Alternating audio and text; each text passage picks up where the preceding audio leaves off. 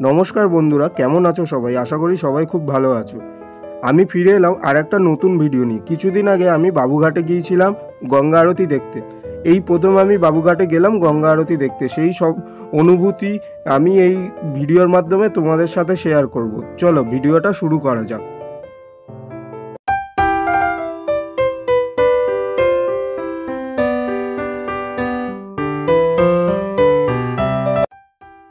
প্রথমে এই গঙ্গার ধারে দেখতে পেলাম মা গঙ্গা দেবীর মন্দির।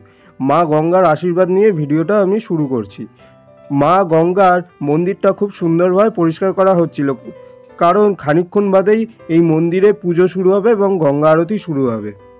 সন্ধ্যা নামার টাইমে এই গঙ্গার পাড়টা দেখতে খুব সুন্দর লাগে। যেহেতু আর কিছুক্ষণ বাদেই গঙ্গা আরতি শুরু হবে, তাই ধীরে ধীরে গঙ্গার পাড়ে লোকের ভিড় বাড়তে শুরু করেছিল।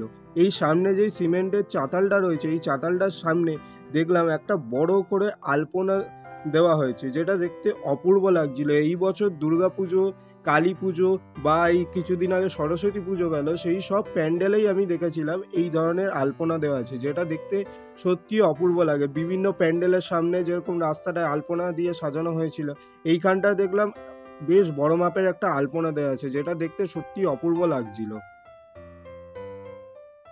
এই ঘাটটার নাম হচ্ছে বাজে কদমতলা ঘাট। এই রেল ক্রসিং এর সামনেটাই হচ্ছে এই ঘাটটা। এই ঘাটের সামনে যেই চেয়ারগুলো পাতা আছে, সেইখানে প্রচুর ভিড় লক্ষ্য করা যাচ্ছিল। গুটি কয়েক চেয়ার শুধু খালি পড়ে রয়েছে। এই চেয়ারগুলো কিছুক্ষণ টাইমের মধ্যে ভর্তি হয়ে যাবে সেটা বলাই যায়। আর কিছুটা গেলেই দেখা যাবে ওই সাইডগুলোতেও অনেকে বসে পড়েছে। ওই যে দেখুন, ওই যেই জায়গাগুলো রয়েছে পাড় বাঁধানো যেইগুলো, ওখানেও লোকের ভিড় ছিল চোখে পড়ার মতো, যেটা সত্যি অপূর্ব একটা দৃশ্য। আর এই দূরে যেটা দেখা যাচ্ছে আমার ডান দিকে, ওটা হলো ইডেন গার্ডেন স্টেশন। এইখানে নামলেই একদম গঙ্গা আরতিটা আপনাদের কাছে পড়বে।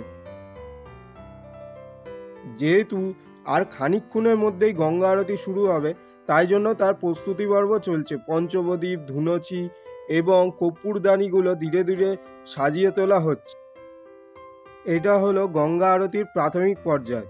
এখন গঙ্গা আরতি শুরু হওয়ার পূর্বে দেখতে পেলাম সামনের দিকে, মানে গঙ্গার দুধারে, সেখানে ওই চাতালটার ওপর সবাই বসে পড়েছে এবং দেখলাম সংকল্প করে গঙ্গা আরতি শুরু হচ্ছে, যেটা চোখের সামনে না দেখলে বলে বোঝানো যাবে না। দূরে দেখলাম যেই বড় বড় লঞ্চগুলো রয়েছে, সেগুলো দাঁড় করিয়ে দেওয়া হয়েছে এই গঙ্গা আরতিটা দেখার জন্য।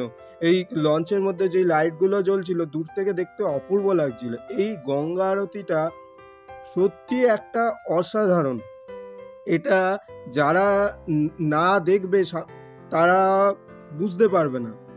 যারা বেনারসে গিয়ে গঙ্গা আরতি দেখেছে, তাদের কাছে হয়তো এটা ছোটোখাটো বলে মনে হলেও, যারা বেনারসে যেতে পারবে না তারা একবার এসেই গঙ্গা আরতিটা দেখে যাক। ধূপ দিয়ে আরতি করার মধ্যে দিয়ে গঙ্গা আরতি শুরু হয়ে গেল। সামনে এই ধুনুচিগুলো জ্বলছে, এই ধুনুচির ধোঁয়াটাও দেখতে সত্যি খুব সুন্দর লাগছিল। বক্সে গানও চলছিল এই আরতির জন্য, যেটা এখানে শোনা যাবে না কপিরাইটের জন্য, কিন্তু সেটাও সত্যি অসাধারণ। এই জায়গাটা না দেখলে সত্যি বলে বোঝানো যাবে না। আমি দুর্গাপুজোর সময় যাদবপুরের শ্যামাপল্লী সেবা সংঘতেও যে গঙ্গা আরতির আয়োজন করা হয়েছিল সেটা দেখেছিলাম। তারপর এই বাবুঘাটের গঙ্গা আরতিটা দেখলাম। এইটা অনেক দিন ধরেই আমার দেখার ইচ্ছা ছিল। এইবার যখন পঞ্চপ্রদীপ দিয়ে আরতি শুরু হবে, তার জন্য এই আশেপাশের লাইটগুলো নিভিয়ে দেওয়া হলো, এই জায়গাটা অন্ধকার করে দেওয়া হলো। এই যেই অনুভূতিটা হচ্ছিল তখন, সেটা সত্যি মুখে বলে বোঝানো যাবে না। এত সুন্দর, মানে আমি যেন হারিয়ে গিয়েছিলাম এই জায়গাটায়।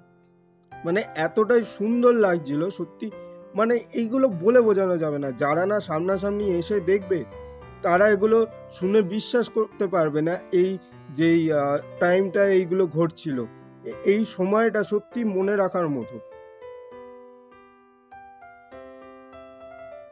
যারা শ্যামাপল্লী, শ্যামাসংঘ দুর্গা পুজো উপলক্ষে গঙ্গা আরতিটা দেখোনি, তাদের জন্য ডেসক্রিপশন বক্সে আমি লিঙ্কটা দিয়ে রাখলাম, একবার গিয়ে দেখে নিও।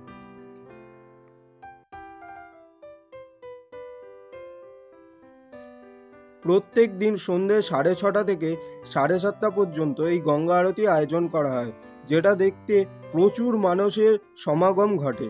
বিভিন্ন জায়গার থেকে এখানে মানুষ আসে, এমনকি বাইরের রাজ্য থেকেও এখানে মানুষরা আসে। যারা বেনারসের গঙ্গা আরতি দেখেছে তারাও অনেকে এখানে এসে ভিড় জমিয়েছে কলকাতার গঙ্গা আরতি দেখার জন্য। মানে যারা অন্য রাজ্যে থাকে তারাও এখানে আসে, এমনকি বিদেশিরাও এই গঙ্গা আরতি দেখার জন্য এসছে, এইটুকুনি শুনেছিলাম। আর দেব দীপাবলি উপলক্ষে এখানে খুব সুন্দরভাবে প্রদীপ দিয়ে সাজানো হয়, যেটাও দেখতে দূর দূরান্ত থেকে প্রচুর মানুষ এখানে ভিড় জমায়। আমি গত বছর যেতে পারিনি, এইবার দেব দীপাবলি উপলক্ষে এখানে আসার খুবই ইচ্ছা আছে।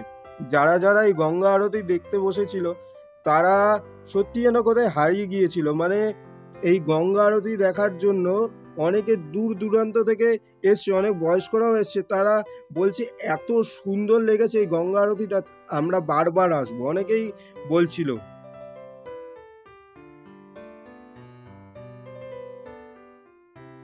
বারাণসীর গঙ্গা আরতির অনুকরণে এই গঙ্গা আরতির জন্য 11টি অস্থায়ী মঞ্চ তৈরি করা হয়েছে। যেই মঞ্চটা অ্যালুমিনিয়াম দিয়ে তৈরি এবং লাইট দিয়ে খুব সুন্দরভাবে সাজানো হয়েছে, তার ওপর দাঁড়িয়ে প্রত্যেক দিন 11 জন পুরোহিত এই গঙ্গা আরতি সম্পূর্ণ করে। এটা একটি অস্থায়ী মঞ্চ।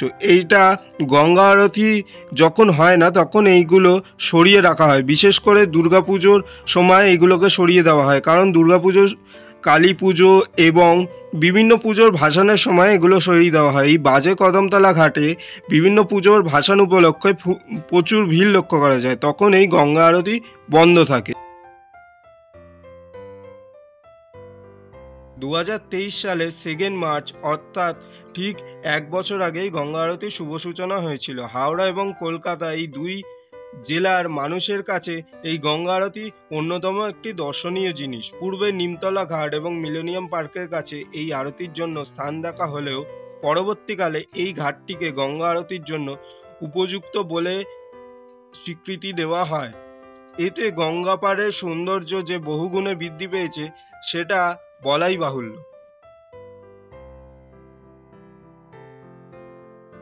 অবশেষে আমরা গঙ্গা আরতির শেষ পর্বে এসে উপস্থিত হয়েছি।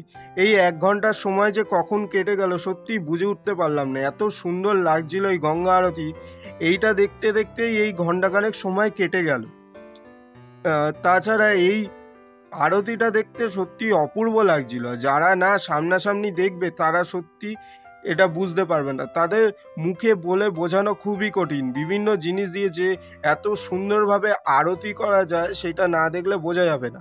আমাদের বাড়িতে পুজো করতে যারা আসে তারা হয়তো এইভাবে করে না, বা মন্দিরে এত ধৈর্য ধরে করে না, এটা এত সুন্দরভাবে এত ধৈর্য ধরে করেছে যেটা দেখতে সত্যি অপূর্ব লাগছিল। আমি কাউকে ছোট করে বলছি না, কিন্তু এইটা দেখতে সত্যি অপূর্ব লাগছিল। আমি কোনো পুরোহিত বা কোনো ব্রাহ্মণকে এই ভিডিওর মাধ্যমে ছোট করছি না, কিন্তু এই গঙ্গা আরতিটা একটু অন্যরকম। তারা বিভিন্নভাবে বিভিন্ন দিকে আরতি করছিল, যেটা দেখতে সত্যি খুবই সুন্দর লাগলো।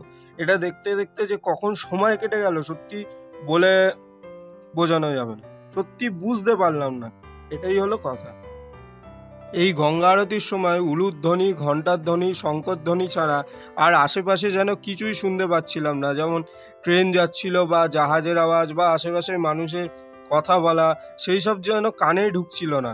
এই শঙ্কর ধ্বনি, ঘণ্টার ধ্বনি আর উলুধ্বনিতেই চারিদিকটা একেবারে মেতে উঠেছিল।